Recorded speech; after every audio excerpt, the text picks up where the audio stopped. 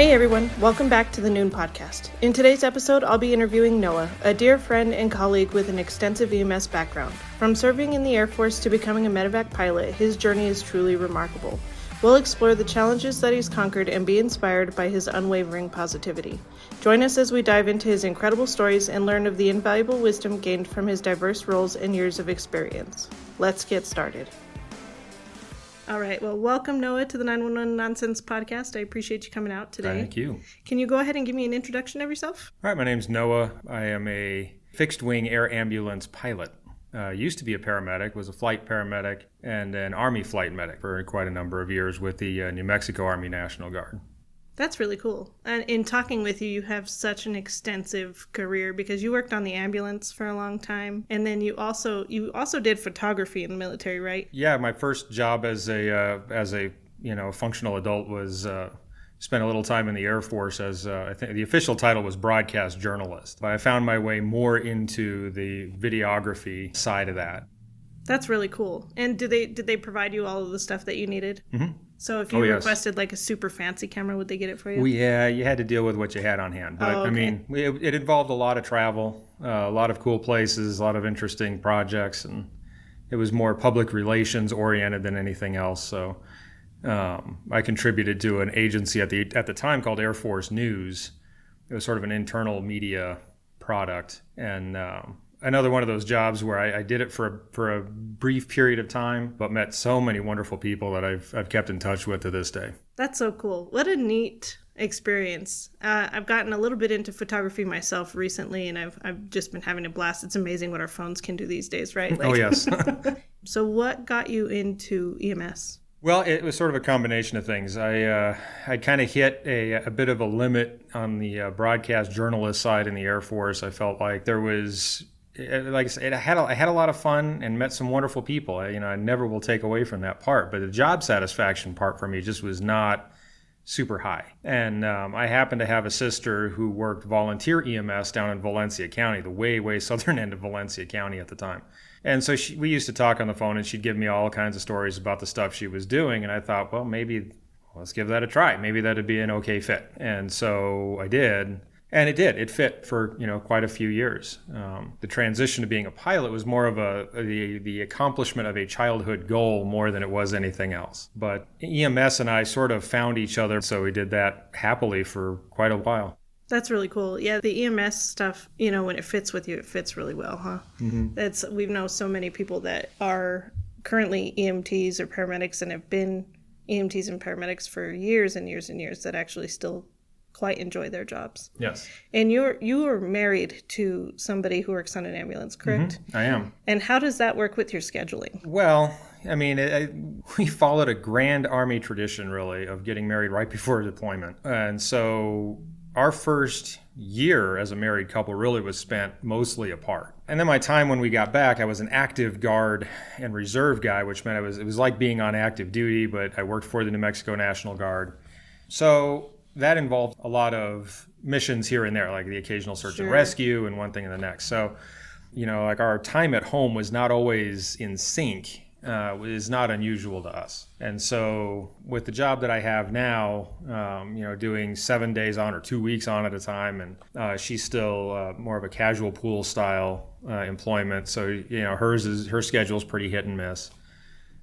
So we try to make the most of the time that we do have, and I say it's not that we don't love each other, but we get accustomed to the rhythm of how that goes, or even the somewhat arrhythmic nature of that sort of schedule. Sure. And what do you think of because you said you're doing 2 weeks on now, and it's 12-hour days, 2 weeks in a row. What do you think of that schedule? It's worth the discomfort of the marathon is worth the 2 weeks off on the other side of it, quite frankly. So it can be kind of a long haul, in the home stretch there, but especially when they have you going, because you can go up to 14 hours technically. It makes for a long rotation if you're doing 14 hours pretty often. It can. Now in all candor, I haven't had to do 14-hour days in quite some time. Good. And I think I imagine there's a combination of things involved there. Some of it's just the number of requests that are available, the number of crews that are on duty at any given time. I like to think our dispatch occasionally is pretty compassionate about, you've done this much, let's bring you on home, sort of a thing. Let's get you a meal break. Let's take a second. And so it's not, I haven't seen a 14-hour day personally, and I may be jinxing myself with, the next rotation coming up, but there's a chance. Yeah. But I haven't really had to deal with those kind of extraordinarily long days, and certainly not, multiples in a row. Sure. And you're flying, are you flying on days or swings right now? The next schedule I think it's 7 day shifts followed by 7 swing shifts. Oof, and it's rough to fly right now with the summer and the thermal potholes that are out there. Mm-hmm. It just makes it for rough flying. So do you like it better in the front of the airplane or in the back of the airplane? Oh, gosh, think of that as different flavors of ice cream. Okay. Right? And I kind of like ice cream. So when I did my civilian flight paramedic stuff, I did that with UNM's flight service. Mm-hmm. And they got a lot of high acuity patients. I had the absolute blessing of working with some amazing people over there too. And so going on some of those calls with the kind of partners that I had over there was just marvelous. It was fun. It was, at times high stress, high workload kind of patients, but it was a lot of fun, and then we made the transition to the front of the airplane, and at times high stress, high workload, still a lot of fun. It's just a different kind of fun. And I think what made it fun for me too was, transitioning from being a flight paramedic to being a pilot in a medevac organization. And so the medicine side of it, while I obviously don't actively participate in that anymore, is still personally interesting. So Sure. When folks want to tell me about their patient, we can totally have a conversation, coherent conversation about their patient. And I'm always interested to hear what's happening. And it also helps, I think, at times it can help with, well, what do you anticipate? Do you need me to fly fast or do you need me to fly smooth? I can give you one or the other. Sure. No, that's a great way of putting it. So did you let your license lapse? No, my flight paramedic I allowed to lapse. That was a 4-year cert that kind of gave out March of this year. My National Registry and State paramedic licenses are good through 24, and we'll probably recert just one more time. Just in case? Just as a fallback, yeah, and just in the event that we find after a period of time you start to miss it, maybe we can get back into it in some capacity. Would you, if you did, would you go into like a clinic setting, or would you get back onto an ambulance, do you think? That's hard to say. Probably a clinic setting. Yeah. The ambulance is hard. It can be. Yeah, it's wearing. At my age, it does. I do start to think in terms. As one guy says, like, you're starting to get to that age where you say things like, "I'm at that age," and so that's kind of where I'm at. There were days toward the end of my National Guard time. I was in my middle 40s at the time, and dangling outside of helicopters to pick up hikers and that kind of thing, and thinking, what am I doing? You used to jump out of helicopters? Well, not jump, but they'd pop out on the hoist, and my crew chief would zip me on down to go pick somebody up. That's really cool. Do you feel comfortable sharing any of those stories? Yeah, well, we did. I did a few of them here around the state. Most of them were pretty straightforward. Things like somebody had skied out of bounds and didn't show up when they were expected to, so their families had activated 911. Usually through state police is how that worked.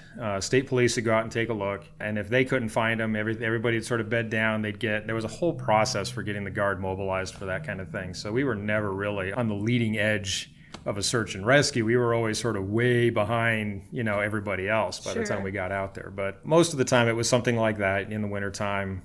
Somebody was overdue down in the Gila wilderness, which is beautiful from the air, but man, has this thing where it just sort of draws people in and then spits them out later on, or they get lost, or freak snowstorms, all kinds of stuff. It can get a little rough on folks. But yeah, we did a few. Most of them was just somebody didn't show up when they were supposed to, but families or their fellow hikers knew kind of, well, we were in this kind of an area, maybe we go look there, and we'd go look, and lo and behold, there they are, and they were perfectly fine. So most of the time. When you get dropped down, were the helicopters landing nearby, or was the plan to keep them up in the air and then you would get hoisted back up? Well, all situationally dependent, but typically it would be hoist you down, make contact with the patient, usually with a team. And so we'd get a quick report from them. They'd usually have them packaged up pretty good. So it would sort of be like, verify everything's good, and then contact the helicopter, and they'd kind of swoop back in, pluck the patient out first, and then I'd follow right afterward. And then we'd go wherever we needed to go. Either we'd come back here to Albuquerque and couldn't use the helipad at UNM, but so that was my next question. If you were able to land on the helipads, no, and mostly, just aviation nerd stuff. The rotor disc on the Black Hawk was just too big for that helipad. So typically we landed at Johnson Field, right there off the east side of UNM, off the main buildings there. So campus police, there was a whole process for getting that done. So campus police would go out there, run out there, kick everybody off the field. And is that something that you guys had to initialize, or did they do it themselves? Our version of dispatch, our operations specialists had a whole list, and they just start at the top when they start calling it. They would that was part of their process, was we would let them know, hey, we're going to Johnson Field. And you're like, okay. And they jump on the phone and start their calls. And 9 times out of 10, by the time you got there was, the campus police had all 4 corners of this thing blocked off, and the rescue and the pumper truck could be sitting there. And do you have one, or multiple stories in particular that were probably your favorite when you worked in the National Guard?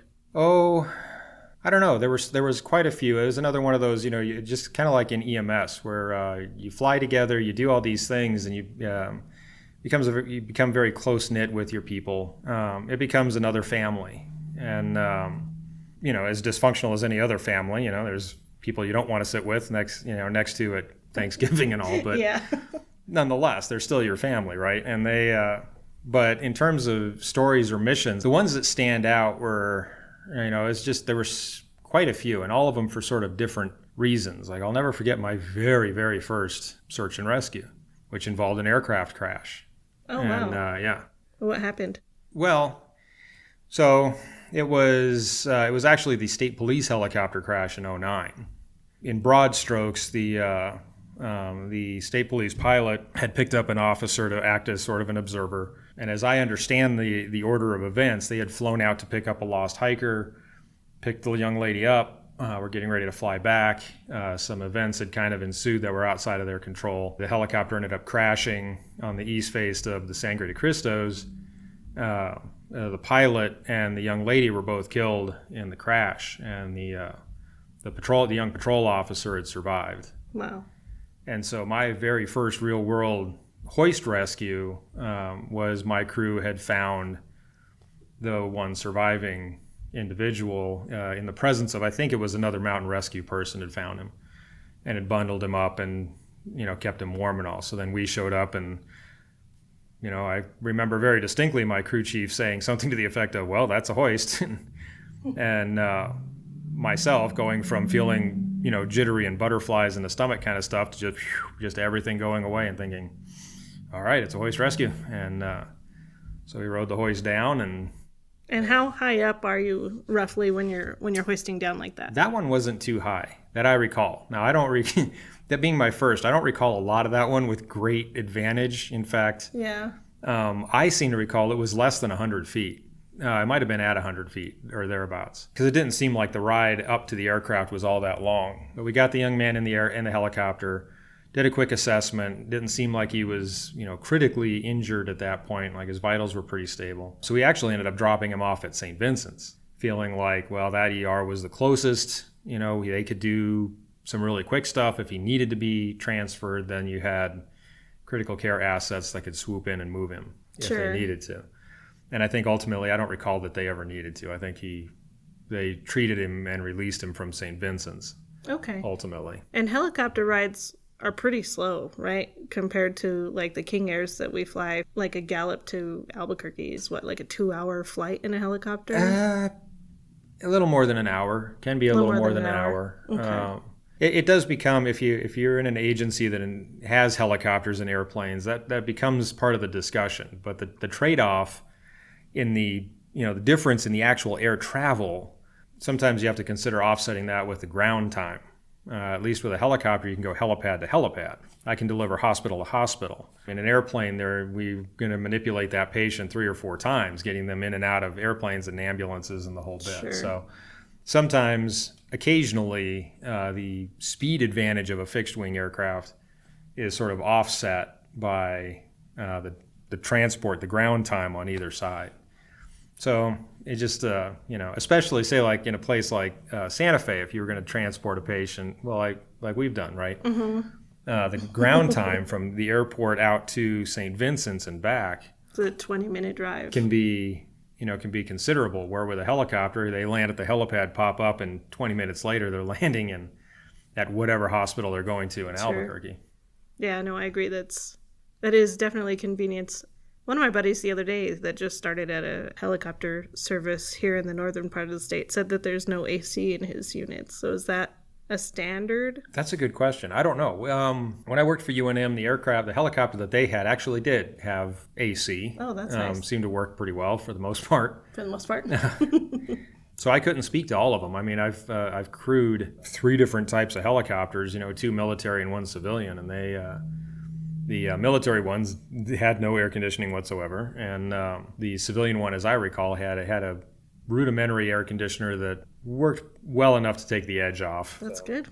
The AC units, even in the King Airs, it's kind of rough because you're in the heat until you're off the ground, mm-hmm. and sometimes that's not even until you're hitting almost 10,000 feet before that AC unit's kicking in. So it's hot. The flight suits are hot, and then if you're having to wear any extra gear, it's really hot, so that can be rough. I couldn't imagine doing that in a helicopter for over an hour. Well, again, I mean, with sort of the things I've done in my previous life, even if the AC wasn't working on the helicopter, like not to make a great deal out of it, but there was a time where we flew in temperatures well over 100 degrees, in full gear and plus body armor, plus your ammo and with your weapon and that kind of stuff.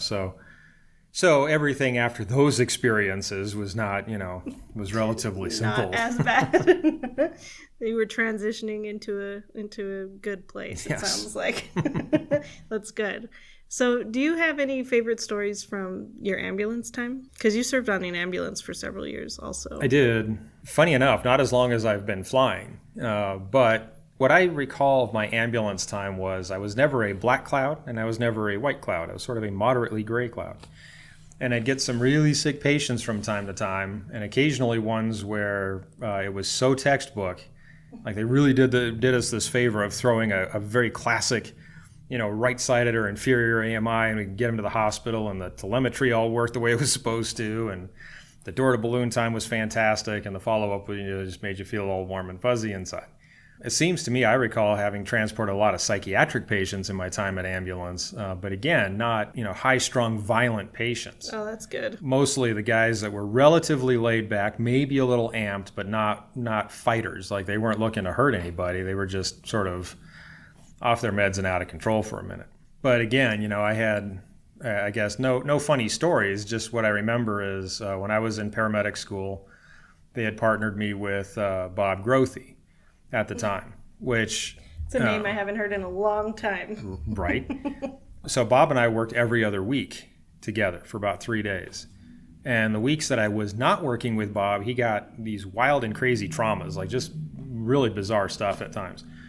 And the times that I did work with him, he'd get kind of weird medical calls. And one that kind of comes to mind was a gentleman who was trying to, what was he trying to do? I forget what his whole point was, but essentially he would steal his brother's crack at least, once a month. His brother's crack. And smoke his brother's crack. Either, I forget if it was an ADHD thing where it helped him focus and he got everything done, for the day, and then he could kind of descend into whatever sort of little mental morass he would go into in between, or what the deal was. I just remember when we got to him, the one time that I responded to this guy with Bob, he was in this back bedroom of a hoarder's kind of style mobile home. He was a big guy. Fortunately, he could walk, but he was chalky gray, just looked awful. And his heart was whacking away in the 200s. Oh. But he was very upfront about, why his heart was whacking. I mean, he was tell you all about it. But I remember Bob getting the guy into the ambulance, and he's still cracking jokes. And Bob felt like, well, okay, he's okay enough to crack jokes. Yeah. We're all right. But we ultimately couldn't do anything for the guy in a sense, right? He had no veins that you could see through his arms. His arms were just huge. I think Bob tried the, what they called the God stick at the time, which was, well, normally there's a vein right about there-ish. So he'd kind of poke him and fish around, and ultimately never got it. So he didn't get a chance to cardiovert the guy. But we got him back in the old ER, and I remember them taking a look at the guy, just a whole bunch of things. It seemed like it was a guy in his residency that Bob was talking to, and the guy was kind of ignoring Bob for the most part. Bob keeps telling him, well, this is what I think is happening. This is what he told us. This is what I think is happening. And then the doc would sort of give Bob the hand and then go his own way. And the doc's way really wasn't working. And finally kind of came around to Bob finally saying it once again, like, I think you're going to have to cardioverse him because this isn't, you can give him all the meds you want. It's not working. Like this, yeah. That's not what's going on. And so they finally did it. They loaded the guy up with fentanyl. And that's nice. Yeah. That's the part that I remember really very clearly, was standing in there with everybody else watching this whole thing go down and hearing the capacitor on that life pack wind up. And somebody yelled, yeah. That's the sound it makes. That's the sound.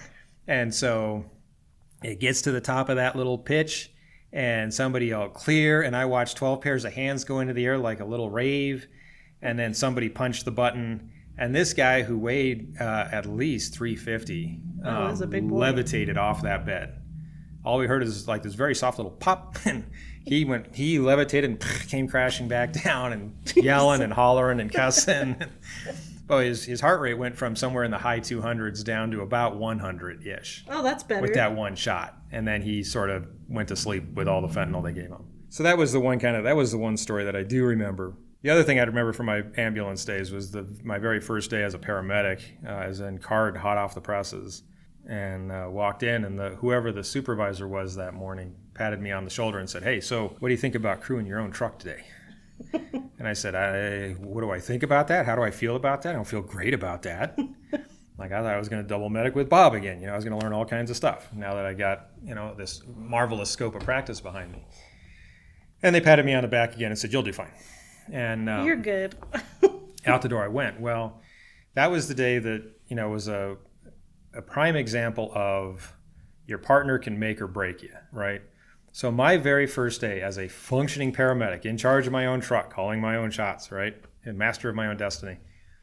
I ended up working with Contessa Chavez. I could not have been in better shape that day for a partner. So a little rookie paramedic, sort of lost in the woods in a sense, like trying to look like I knew what I was doing, but really kind of uneasy for the better part of the day. That having Contessa as my partner for that first paramedic shift really set the tone. It was she was a marvelous partner.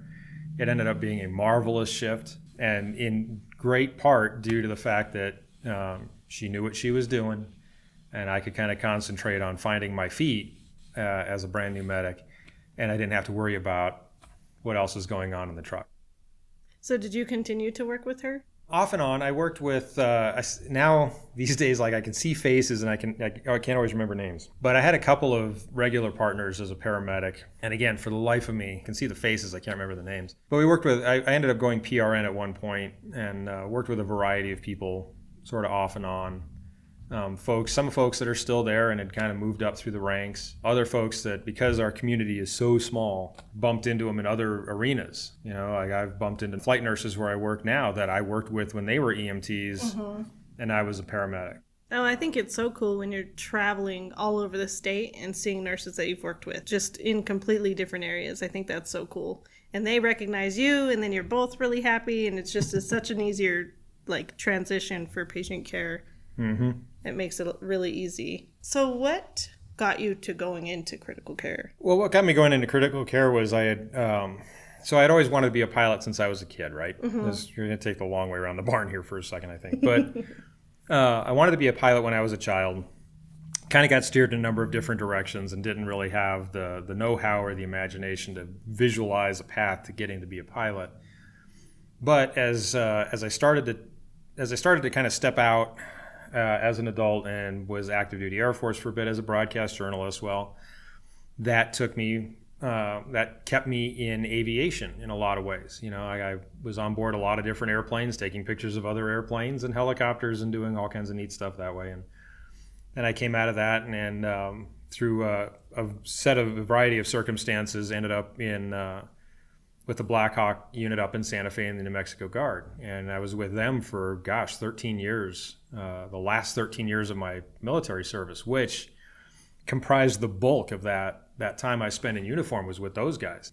But so as I started to transition out, that was the next question was, do I go into a flight service or do I go back on the ambulance? And to me, the answer was, well, we continue on with a flight service. If we can find one that'll take me with no critical care background, because Army flight medicine is really trauma driven. It's battlefield evacuation at its core. It's no different than a fire department rescue or Albuquerque ambulance unit. It just big, green, and noisy and throws a lot of wind. And so, but the scope of practice is basically that of a paramedic. So as I retired and started applying to different flight services, got invited to an interview, and tried to be very upfront about, well, I've got 15, 16, 20 plus years of aviation background, 13 of those as a functioning, like a mission-related operational crew member. So my medical skills are pretty good. My trauma skills are, pretty fine.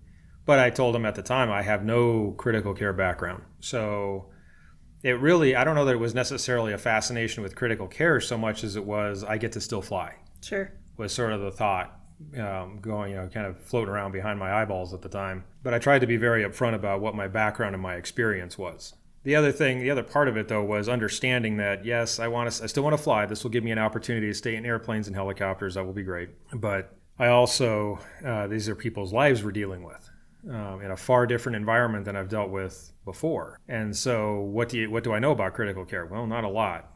So what does that mean? Well, you better learn. Because when the flight suits walk through the door, I think there's times that people feel like, oh, things are going to be okay, or if things are going to get better. That's sort of an expectation, I think. And I feel like they've got a right to that. And I've got no right to betray that expectation. And so the idea that, I don't know a lot, so you better get to studying, because for two reasons. One, the patient and their families have a right to the best kind of care that I can provide them. So I need to be proficient with this stuff, because it's more than trauma or, your straight medical calls. These things can be so complex at times that making a mistake in one area can just have this cascade effect. Right. It trickles all the way down. Or even if it doesn't have an acute problem with the patient right this instant, the things that I do, the mistakes that I make, can set them up for a poor prognosis after I get them where they're going.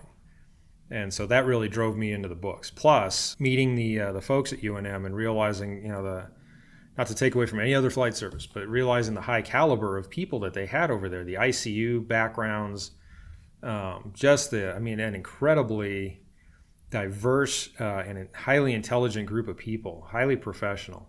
And I wanted to be able to hold my head up in that crowd. I did not want to feel like they had to continually make allowances for my deficiencies. Sure. It wasn't really an interest in critical care, but I tried to develop myself as much as possible with their help. I mean, I didn't do it all on my own. So it sounds like they gave you the opportunity. Oh, yes, they did. That's good. And that's something that, I know people at my work now, I think occasionally, get sick of hearing about them. But I'll go on and on about that program, in part because they were my first post-military job. And I walked in, I feel, with some pretty good tools on one side of the job, but really not a lot of tools on the other. And they were very welcoming. They were very warm and hospitable. And I feel like I can never take myself for the sharpest knife in the drawer on any given occasion as it is, but the way they welcomed me in and the way they brought me up as a critical care paramedic, it made an impression on me. To this day, I bear those guys a great deal of affection and a great deal of respect. Oh, I know. We all hear about it. Yes. And like I say, I can't go on enough about how grateful I am for what they gave me. Yeah, no, that's great. I have to say kind of the same thing for the flight company that we're at now. I was coming in with no critical care experience, and they were willing to take me on and kind of put me up to that. So when you took your FPC, was it a computer-based test? Mm-hmm. How did you feel about that? I did. I felt okay. I try not to walk out of places thinking, I got that one. I sort of walk out thinking, well, we'll see how that goes. I think I did okay. I didn't feel like anything really super stumped me. But throughout my years, I've always been a solid B student, no matter how much I studied. So well, that's good. I felt like at the bare minimum, I scored at least an 80 out of that, so we'll see.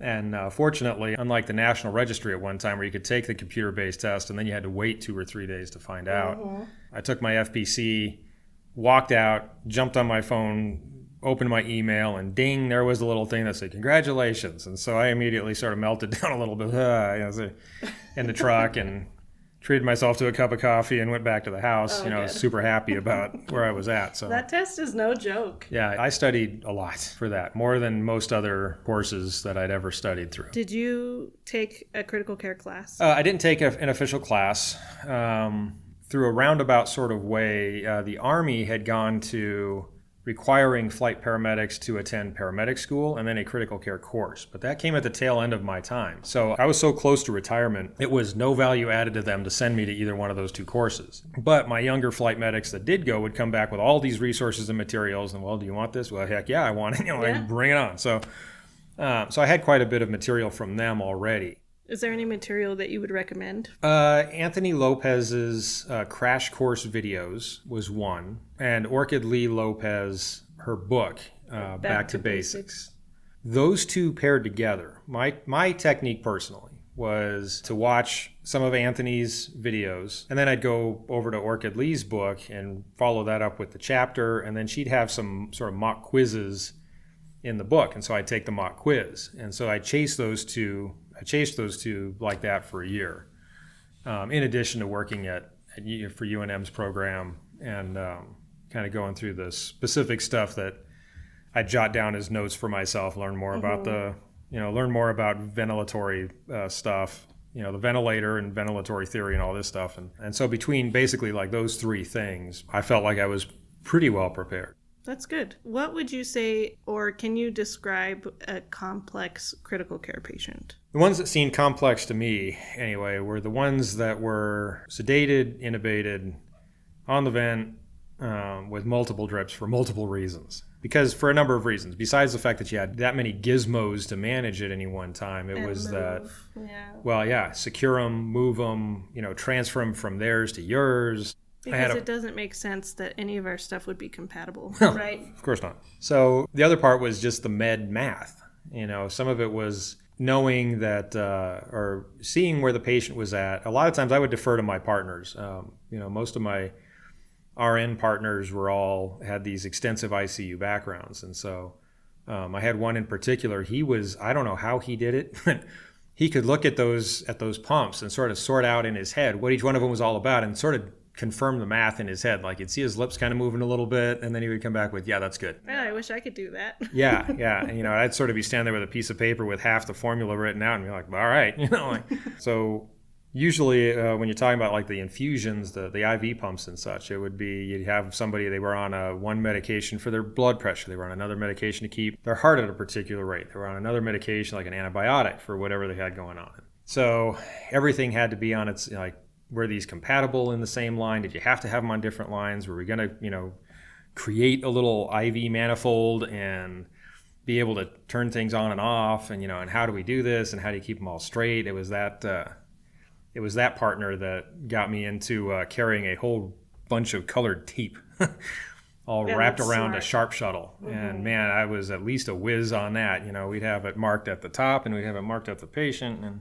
other complications would be things like sometimes because of the differences in like proprietary software or the way a ventilator, for example, worked, the settings that you saw on the hospital ventilator was not necessarily the settings that were going to work on your ventilator.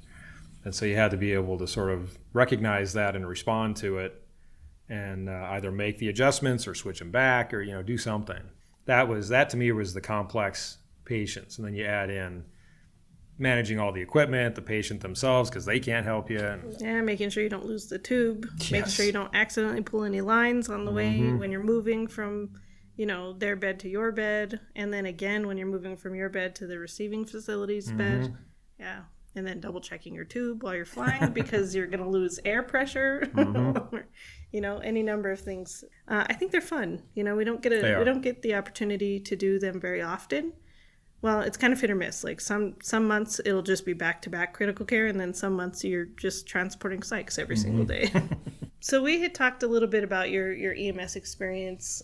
So I'm just wondering, is there anything that you may have come across that was just so wacky or so out of place you couldn't believe that it happened? Not that I can recall quite like that. Like I say, been fortunate in my career. Like I never had any really super bizarre calls or really, really, really awful, horrible experiences.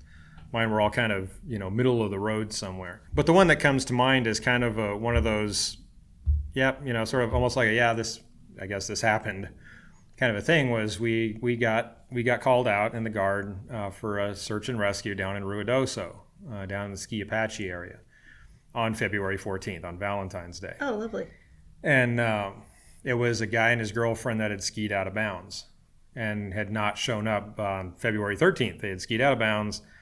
Didn't show up at the car or the hotel the way they were supposed to, so all the things ensued, and we ended up flying down there the next morning. And it didn't take us very long. Normally you fly around for at least an hour or two and then go refuel, come back into the search area, and you're like, that might be them. Instead, we got down there, got into the search area, and I remember my crew chief saying, well, I got two people walking over here. I don't know. Oh, well, yep, they're sitting down. That must be them. And so I got hoisted down that time, I think about 200 feet in between the trees and all. Boom. Oh, wow. And we had their names, so as soon as the hoist went up and the helicopter moved off a little bit, we could talk to them. And, is this you guys? And they both said yes, and she looked really stressed out, and he looked super embarrassed. And it sounded like it was one of those, she was following him, and they ended up, somewhere else entirely. But it was sort of that whole notion of, yep, that's your romantic Valentine's Day. Is you got to have your first helicopter ride together. You got your first hoist together and your first helicopter ride courtesy of the New Mexico Army National Guard. Yeah, that's all free, right? Probably not, not a box of chocolates, but, Well, that's fun. Yeah. When you get hoisted down, have you ever gotten, bumped into anything? Or have you ever fallen? Yes. Oh, yeah. Oh, yes. And it's nobody's fault. It's just the conditions at the time. Again, the two that come to mind, one night, middle of the night, same gentleman that hoisted me down for my very first search and rescue. We kind of grew up in the same general area of New Mexico. His name's Curtis. And so every time Curtis and we had a weird mojo. Every time we got paired up for a search and rescue, the conditions were just not optimal for the thing to be a super smooth event. But we always had the best two pilots that I could think of sitting up front, so we were always in pretty good shape. But we ended up in the Sandias one night. It was about 10 or 11 o'clock. Albuquerque Mountain Rescue was already on scene with the patient. It was a very small target that Curtis was trying to drop me onto in the dark with the wind. Oh, goodness. And the helicopter kind of backed up into a corner of the rocks and all. And the two pilots really, the pilot on the controls really trying to hold a very rock steady hover. And it's just not. You're going to move. The aircraft is going to move. And so sure enough, we missed the spot, down through some trees, bounced off a couple of rocks, got dragged up through a pine tree. Jeez. All kinds of stuff. At one point, got to swinging back and forth. Again, nobody's fault. It just kind of how it happened. But I remember swinging back and forth and watching 12 little headlamps of the mountain rescue guys swinging back and forth like a bunch of penguins watching me go past. And then this one hand lashing out in the darkness and grabbing my boot turned out to be Jason Williams, who I think was in charge of mountain rescue at the time. And he kind of reeled me on in, and then we were fine. But yeah, that was when came out of that with little twigs and stuff sticking out of the helmet and kind of beat up a little bit. Sounds like a little adventure. Yeah. So that's the kind of stuff that would happen. I think there was only one time, again, another rescue in the Sandias where the wind was so bad in the afternoon that rather than swinging back and forth, he started doing this oscillation where he's kind of swinging in this big arc. And that wouldn't have been so bad, except that we felt the cable go across the side of the aircraft a couple of times. Oh, that's no good. Well, that's caused cables to break. Yeah. In the past. And again, it's not that the crew chief wasn't doing anything. He was desperately trying to get a hold of that, both feet on the cable, pushing as hard as he could, and he just could not get it to stop. But I remember being on the hoist and feeling the shutter come down that cable the first time and thinking, oh, please get me into that helicopter. Just stop messing around. Just get me in there. And then feeling the second shutter and thinking, it's coming. Here we go. Probably those rocks over there. I hope it doesn't hurt real bad. How many feet up were you at that time? We were well over, somewhere between 75 and 100 feet up. Oof. At the time. And so that was my moment of really feeling very distinctly death is coming for me today. Yeah. Really for real thought, the chance that this, we're going to have an accident today and I'm going to end up, careening off into the boulders there is very real. And if so, I took the next day off, and then good. we were fine. Not the kind of thing that caused me nightmares or anything, but it was, we had kind of a moment. Yeah, it had to take a second back and collect. Have you had any other, maybe not near-death moments, but moments where you thought, why am I fucking doing this? Well, we had a few moments. I mean, some of my other experiences, I was a ground medic for another National Guard unit when we went to Iraq. And I tell guys, like, we weren't in a shootout, every single day, but there were times that stuff would happen. I'm driving around patrolling at night, and all of a sudden this kind of sounds like somebody slammed a fridge door shut, and hear this whoomp, and then this sort of, I don't know, like a sparkler sort of sound, and watch this thing look like a sparkler actually pass between our truck and the truck in front of us. And we all three of us in the truck, zoop, watched that thing go past. Oof. And I remember the guy in the truck commander looking at my buddy, who was the driver, and saying something like, "Was that an RPG?" And they're like, "That's pretty much what that was." Oh, goodness. Somebody just took a shot at us. And then they opened up on us with a machine gun and that kind of thing. And so guys started responding and all. But sure, it was kind of one of those moments, again, not of utter terror or anything, but sort of one of those like, holy cow, they really meant it. They tried to hurt us that time. So they were really trying. Yeah. You guys just got lucky. It shot right between you. Mm-hmm. Could you imagine a couple degrees? That's really all. Well, the yeah, the guys right? in front of us or us, somebody could have gotten hurt. And that was most of it. Like I say, I don't know if, like buddies of mine that are kind of in the same mindset that in aviation and outside of aviation, that you have these experiences and occasionally look at each other like, wow, boy, did you see that? Like, we almost got it that time, didn't we? We could laugh about it now. But... And, well, even at the time thinking, well, maybe we're not smart. Maybe we're supposed to be stressed out about stuff like that, and Jeez. you think, well, yeah, but, I guess the way guys think, like, it could have been bad. Yeah, but it wasn't, like it's, that thing skipped down an alleyway. It's down there somewhere now. Not anything we have to worry about. Oh. So the RPGs are supposed to explode on impact, right? Mm-hmm. So it didn't explode when it zoomed past you? We did not. I don't remember seeing a flash or hearing a bang when it went, like I said, when it went down the alleyway. So, I mean, occasionally they would shoot off some duds.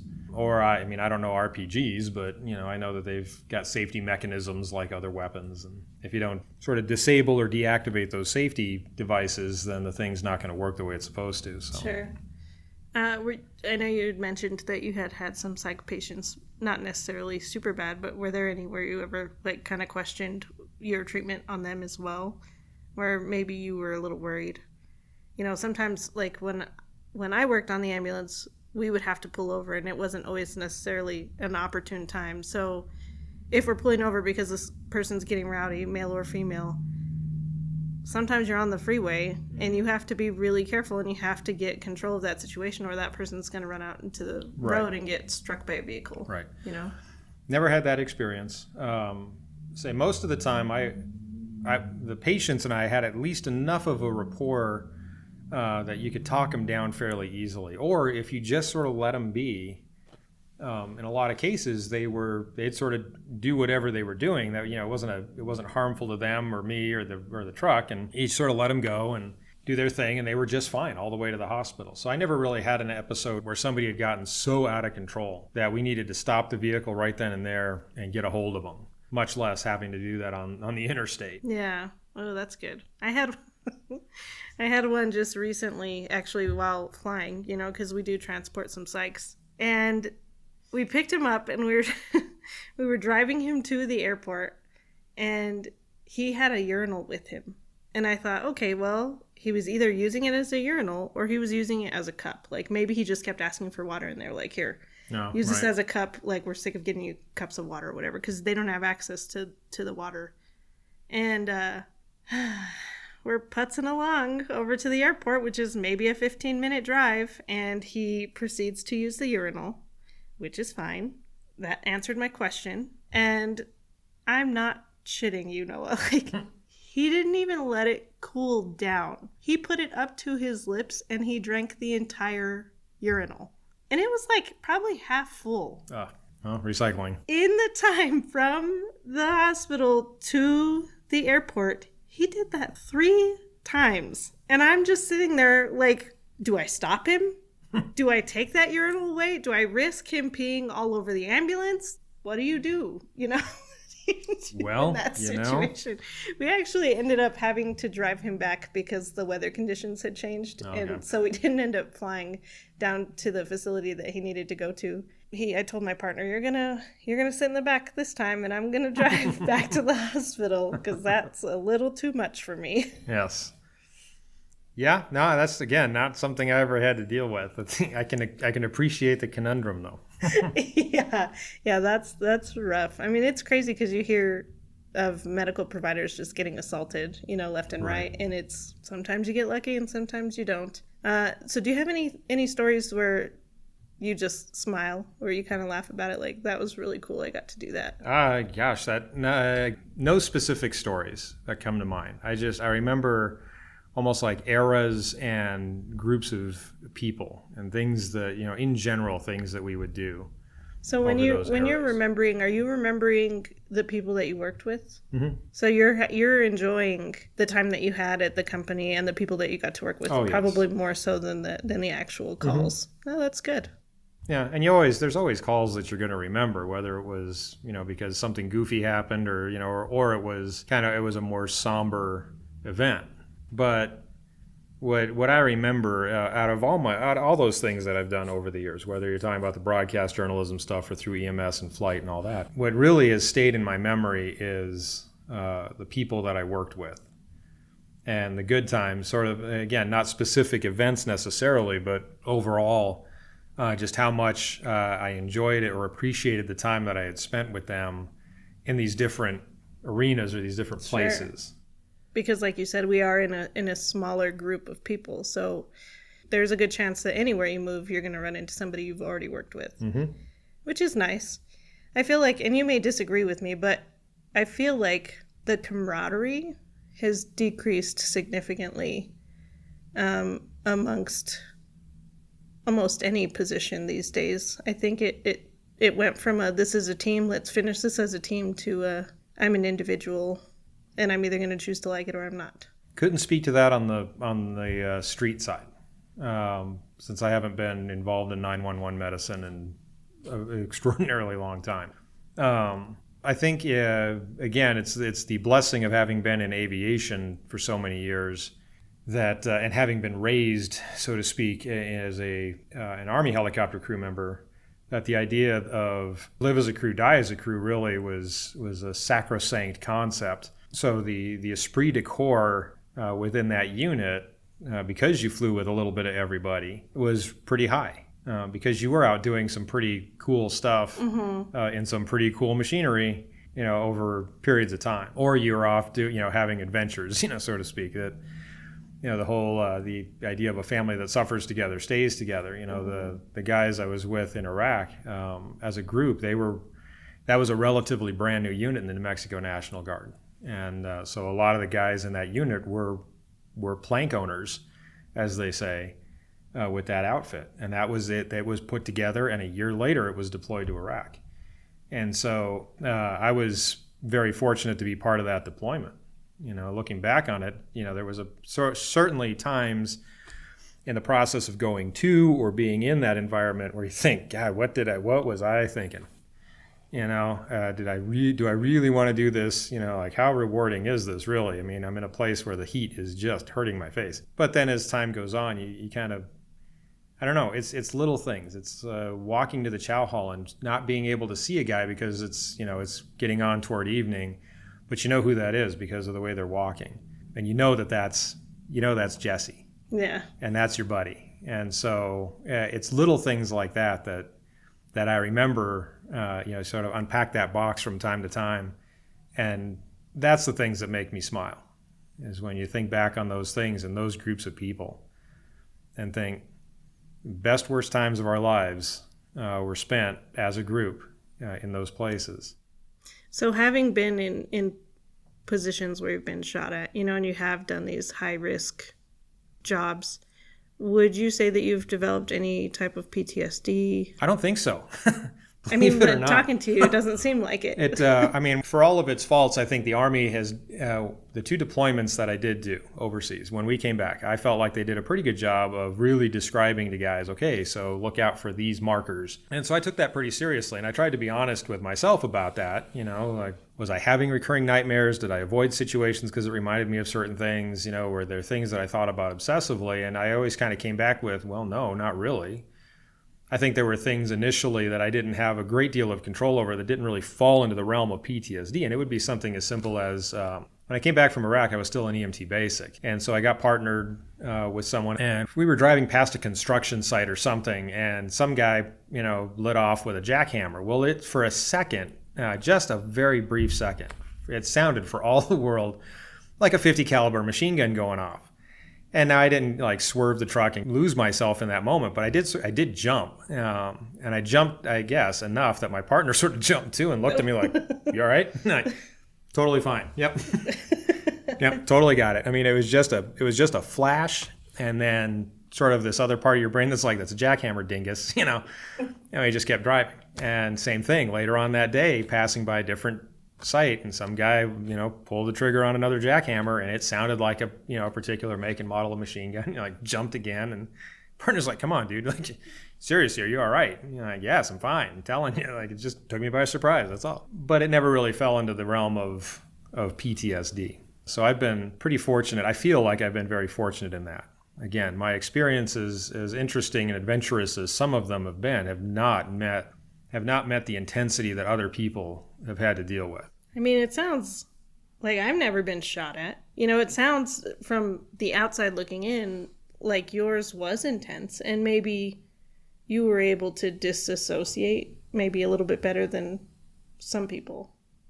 Like, I can't now, if I go to a gas station, I am constantly looking over my shoulder. I am looking everywhere because I got out at a gas station and some homeless guy came up on me and punched me in the face for no other reason in a very crowded, very busy gas station. They got it on the camera.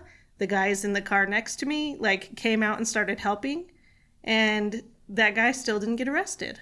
So now every time I go to the gas station, I'm picking the holes where I know that the cameras are on, because if something else happens, then I have that. So it's interesting that you're telling me that you don't think that it's that bad, but from my perspective on your stories, it sounds intense. Well, and maybe it's a difference in definition. So when somebody asks me if I have PTSD, I think of it in terms of the consistent nightmares or the avoiding certain situations because it brings back certain memories that I don't want to deal with. Thinking obsessively about specific scenarios and that kind of thing. And none of that is part of my experience. Now, I don't know if it's, I don't know if it's city living or it's partly those experiences, or just, the world that we live in these days is what you're describing in terms of that level of vigilance is part of, if I'm out in public, if the missus and I go out to a concert, or to a movie theater or something like that. Yes, there is a moment of saying, well, if I had to, how would we get out of here if something went sideways on us? And I don't know that I would chalk that up to PTSD so much as, you think, what are my chances of being involved in being in the theater when somebody walks in and just starts banging away at folks? Well, probably just as good as my odds have been of winning the lottery here all these years, right? But it happens. Mm-hmm. And so the idea of, well, what would I do if it did happen, rather than kind of walking in with, well, statistically speaking, it's probably not going to be today. And then finding myself utterly surprised when it turns out today is, this, it's just the stars aligned and here we are. Yeah, there was a shooting at the Century Rio a couple days ago, and we actually had gone to the movies the day before. No. Not that theater, it was a different theater across town, but still it makes you question that. We'd actually gone to see the Batman movie the day that Batman shooting happened, and some lady walked in with a huge duffel bag. Why did the staff let her walk in with a duffel bag? Right. So, and I'm a huge Batman fan. I could not pay attention to the movie because the entire time I was focusing on watching this lady, thinking if I needed to get up and jump her if she started reaching into her bag. Right. So, yes, I do. Well, it's an unfortunate feature of the world that we live in these days. And it's, like I say, for me personally, I don't know that I would chalk it up to PTSD as so much as the environment and kind of things that have happened and the unpredictability of the world that has developed, especially, it seems like it's gotten worse over the years. And so as a result, just walking down the street, there is a part of my brain that does, you do sort of look for, I don't know, you keep an eye on people, not to profile people exactly, but just as you're walking along, well, what do I do if something happens over here? What do I do if something happens over there? It's not, again, I don't think it's obsessive in a sense. I think of it more when I've got, family members and loved ones with me, or people that I feel I'm, responsible for their well-being at some level, crew members and such, that I feel like I'm a little more switched on in those moments than when I'm on my own. But sure.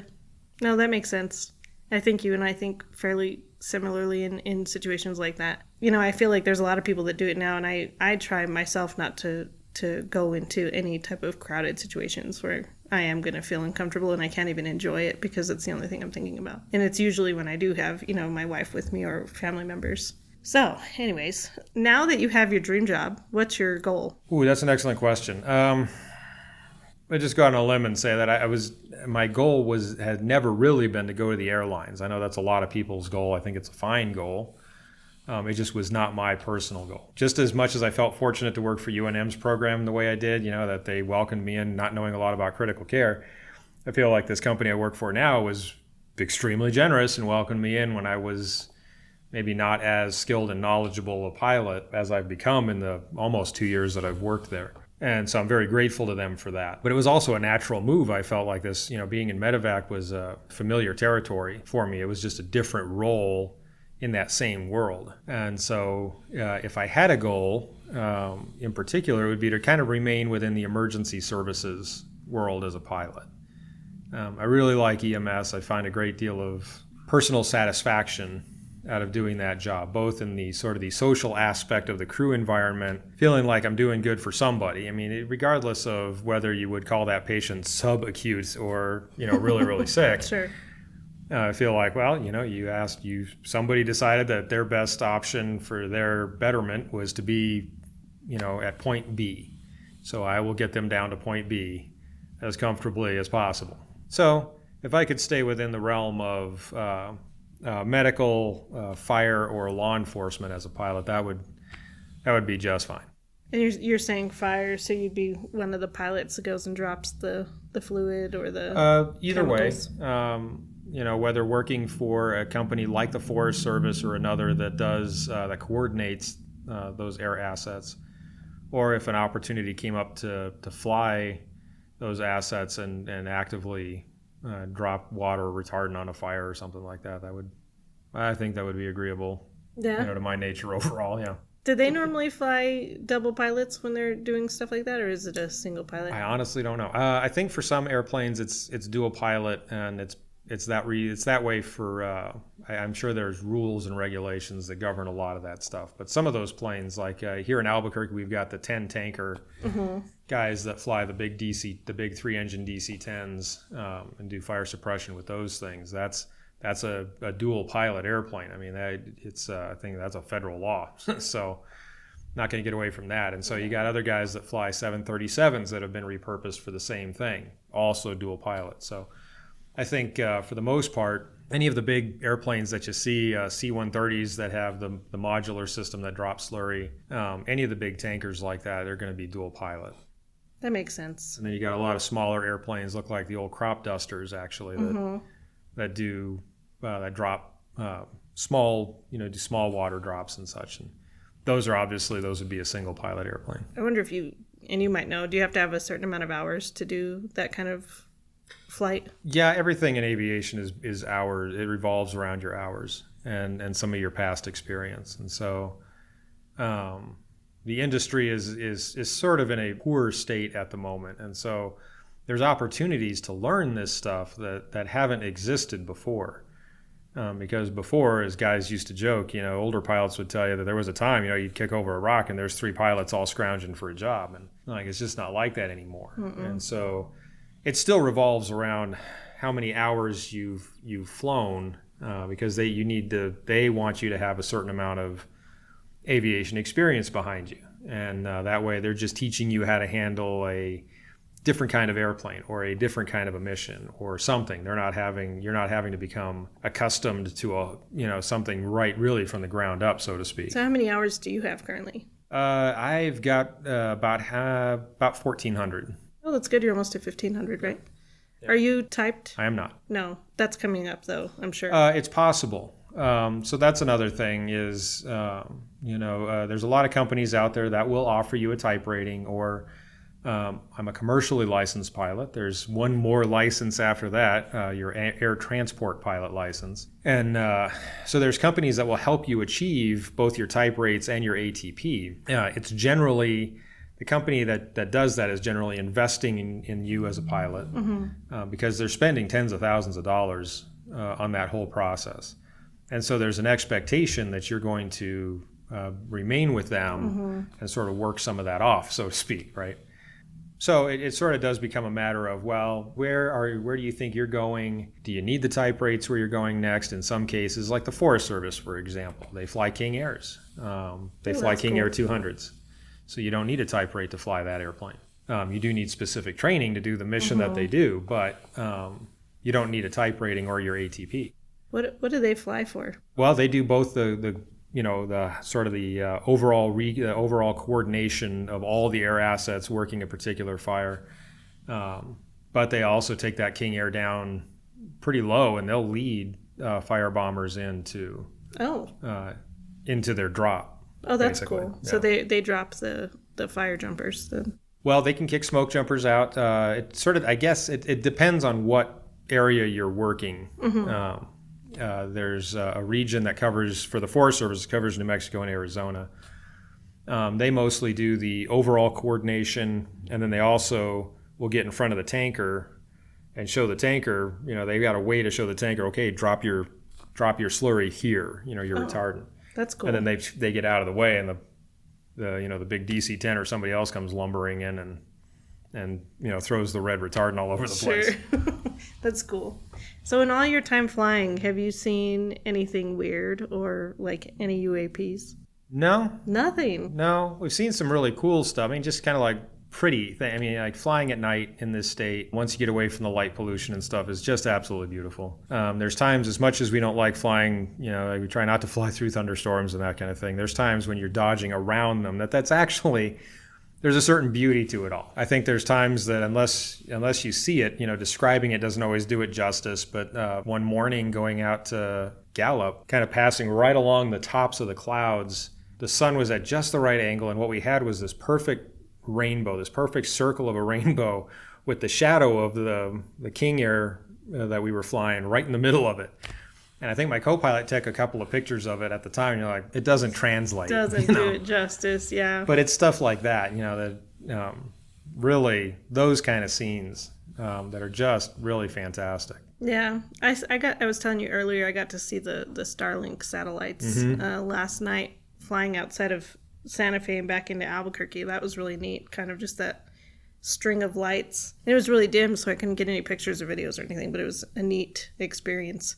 But I think, and I've been flying for about 4 years now, I think I've seen one weird object, and we were flying towards, I want to say Amarillo. So it's real dark out that way anyways when you're flying out towards Texas from New Mexico. And it was these two bright orange lights, and they were flying towards us. And I can look on the screen and see if there's a plane coming, like I'm not super aviation smart, but I kind of have picked up some things. And the two pilots were talking about something. They were trying to get something figured out. And I was like, hey, is there a plane coming? They're like, no, we don't see any planes. And the two bright orange lights coming right at us turned around and zipped away really fast. And I was like, did that just happen? Like, did I just make that up? I was like, hey guys, what kind of planes have orange lights? No planes have orange lights. No helicopter. And we were up pretty high. We were probably like 25, maybe between 20 and 25,000. And yeah, I was the only one that saw it, but it was enough for me to be like, that was really weird. It was probably aliens. Could be, yeah. Yeah. Have you heard, I'm sure you guys talk about it a lot, right? Not a lot, but Is it something that comes up in conversation in the pilot world? I think if guys see something that seems kind of weird, they'll mention it, and then pilots, everybody's got an opinion. Whatever Sure. it is, whatever topic it is that you're on, pilots will weigh in if they feel qualified for it, and so guys will start pitching back and forth what they think that might have been, and whether or not the guy actually saw a UFO or not. Yeah. So do you know of anything that has orange lights on it? About the only thing that would come to mind over there in that area would have been military aircraft, and the orange lights potentially the afterburners. Oh, that makes sense. See, nobody said that. It could have been. It was really high. In part because you're on your way to Amarillo. There's a lot of range space out there, and it doesn't necessarily mean like ATC will vector you away from that airspace enough that you really shouldn't see anything actively taking place in that restricted area necessarily. But I think it's always possible, especially at night, if guys have that opportunity and they're sort of in a protected block of air, if they wouldn't necessarily not be goofing around a little bit. Sure. No, that makes sense. So. Way to disprove my theory. No. It was exciting. Now I'm going to have to tell my wife. She's going to be disappointed. She's very much a believer in the UAPs, and with all the news and stuff that's going on now, it's actually really neat to see as things are evolving down that route. So, any plans for retirement anytime soon? I know you've already kind of retired once, but yeah, retired once. I say becoming a pilot was the achievement of a childhood goal that took a long detour. And so I think I'm going to try and make the most of the productive years I have to fly. I enjoy it tremendously. It's still, I not only enjoy it, but I find a great deal of, personal satisfaction in that role. And so I think we're going to try and stick with it for as long as it's feasible to do so. And then we'll figure something out after that. Well, that's good. And so you talk about how it was a long kind of go around. Would you do it differently if you got the opportunity to? I probably would. Knowing what I know now, I think I would have tackled it much differently and tried to become a pilot a lot earlier. But having said that, had I done that, it's sort of one of those, all things, everything happens the way it's supposed to happen. Mm-hmm. If I look back now at the kind of person that I was as in my late teens, early 20s, even my early time in the Air Force and such, I don't know that I had the temperament or the mindset to accomplish that goal.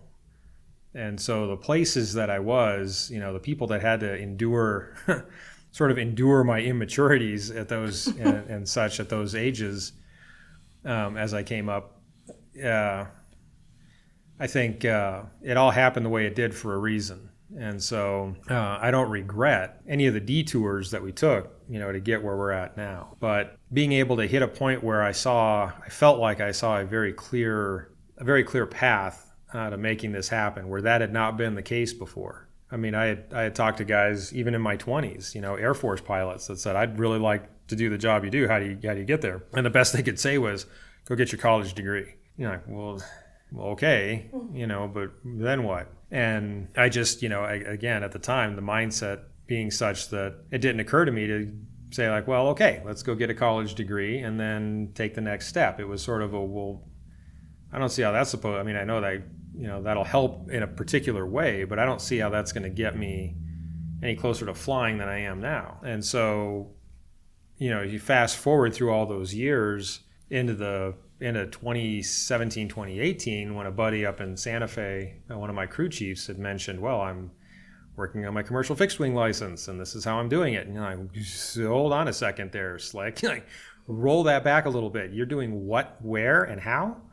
And so he explained it and kind of made contact with the same people that he was working with. And suddenly it just sort of opened up. Oh my goodness, here's this shot. And it's another thing, another piece of the UNM story, that all their guys fly single pilot, rotor and fixed wing. And so when I was working on my fixed wing stuff, a couple of the guys over there, the lead pilot at the time on the fixed wing side and a couple other folks, took it upon themselves to become mentors as I went through this whole piloting process. That's awesome. It was amazing. It was tremendously helpful. And again, another reason why I hold that whole company in such high regard, with such affection. is he didn't have to do that. No. Nobody asked him to. I think he saw an intent, and maybe he saw a potential, and he stepped in and did that. And the same thing on the rotor side. There were the lead pilot on the rotor side and some of the other guys in that side as I was working through some helicopter license stuff that took it upon themselves to mentor and coach and advise. And so, would I have had that? Wouldn't have had that, actually. You just answer that right off the bat. Wouldn't have had that had I, if I could go back now and say, well, shoot, by my late teens, I'd be running from where I grew up south of Belen down up to Belen to try to beat the door down to find somebody to teach me how to fly. Sure. I wouldn't have met the people that I did, and they wouldn't have had the effect on my life that they had. So does it blow your mind that we have pilots currently that work for us that are younger than 21? Somewhat. I mean, we fly with, in fact, I think my co-pilot this next week is the same age as my stepson.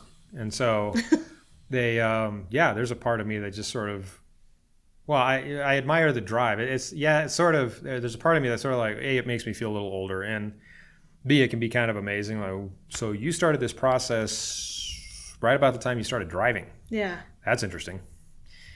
And yet they bring, their own valuable and unique perspective to this business. You can imagine that people would scoff kind of and say, well, they don't have a lot of life experience, and how does that affect their ability to be a pilot? Well, I make that determination for yourself. My experience with a lot of these folks so far has been, well, they tackle it with sort of they bring a level of confidence and fearlessness to this that older guys like myself, I bring a level of conservative flying as a pilot, and sometimes so conservative that maybe it's not entirely helpful. Like maybe it's just a little too much, right?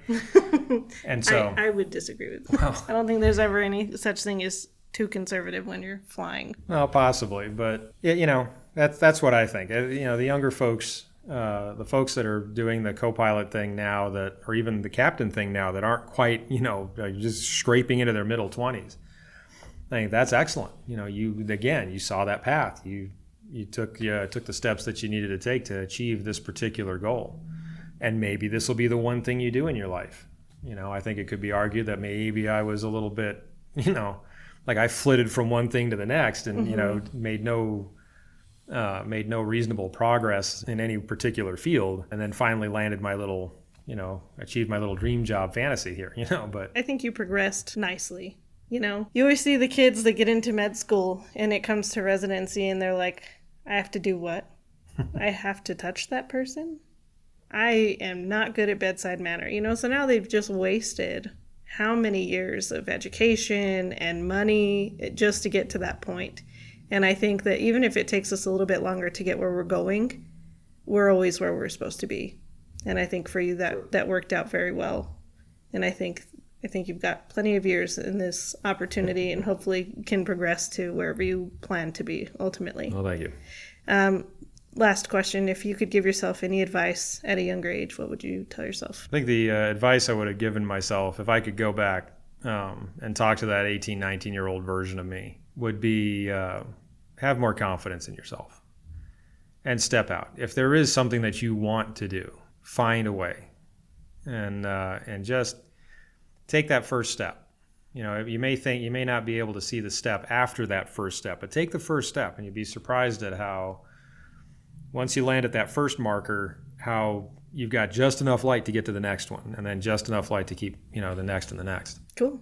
Well, thank you so much for joining us, Noah. I appreciate it. It was a great conversation today. As always, I love talking with you when we're sitting at the table. Thank you so much. Thank you. Thank you for listening. Before we wrap up, we have a few important announcements to share with you. Firstly, we're excited to announce the launch of our brand new 911 Nonsense Facebook group page. It's a community where everyone can go to connect, share ideas, discuss topics from the show, and get all of the most recent updates about the podcast. We'd love to have you join us and be part of the conversation. Next, we want to ask you to rate and review our podcast on your preferred platform. Your feedback means the world to us and helps us reach a wider audience. By rating and reviewing the show, you'll be supporting us in a big way and helping others discover 911 Nonsense. If you enjoy what we do and would like to support the podcast even further, we have a few options available. You can visit samspursuit.com to find the links to our 911 Nonsense merch page and our recently released Noon gear page. Every contribution, no matter the size, goes a long way in helping us continue to better the podcast. We know that not everyone is comfortable being on the podcast, but we still want to hear your stories and experiences. If you have a compelling story and would like to share it to be read by me in a future episode, please reach out to us via email at 911nonsense@gmail.com or through our website's contact section.